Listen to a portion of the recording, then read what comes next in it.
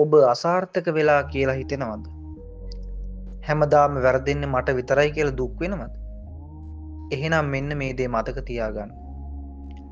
ලෝකයේ දිනපු හැම මනුස්සයම ජයග්‍රහණයට කලින් දහස් වාරයක් අසාර්ථක වෙච්ච මිනිස්සු.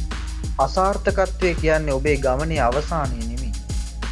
ඒක ඔබේ ගමනේ එක් නැවතුමක් විතරයි. වැටෙන වාරයක් පාසා ඔබ ඉගෙන ගන්නේ නැවත නොවැටී ඉන්න ආකාරය. ඇවිදින්න ඉගෙන ගන්න කලින් අපි දහස් වාරයක් බිම වැටුණා. ඒත් අපි වැටෙන හැම වෙලාවකම නැගිට්ට නිසා අද අපිට ඇවිදින්න පුළුවන්. විදුලි බල්බය හොයාගන්න කලින් තෝමස් අල්වා එඩිසන් වාර 1000කට වඩා අසාර්ථක වුණා. කවුරු හරි ඔහුගෙන් ඇහුවා ඇයි මේ තරම් වාර ගාණක් අසාර්ථක වුණේ කියලා. එතකොට ඔහු දුන්න පිළිතුර මොකක්ද කියලා ඔබ දන්නවද? මම අසාර්ථක වුණේ නෑ. මම විදුලි බල්බය හදන්න බැරි ක්‍රම 1000ක් හොයාගත්තා කියලා. ඉතින් මිතුරනි, අසාර්ථකත්වයේ දැකලා බය වෙන්න එපා. ඒක ඔබේ ගුරුවරයා කරගන්න. වැටුණු තැනින් අලු ගසා දාලා නැගිටින්න.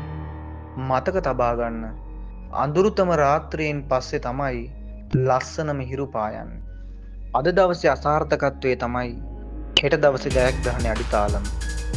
ජීවිතේට පාඩමක් අරගෙන මේ වගේ වීඩියෝ නරඹන්න අපිව සබ්ස්ක්‍රයිබ් කරන්න. ජය වේවා.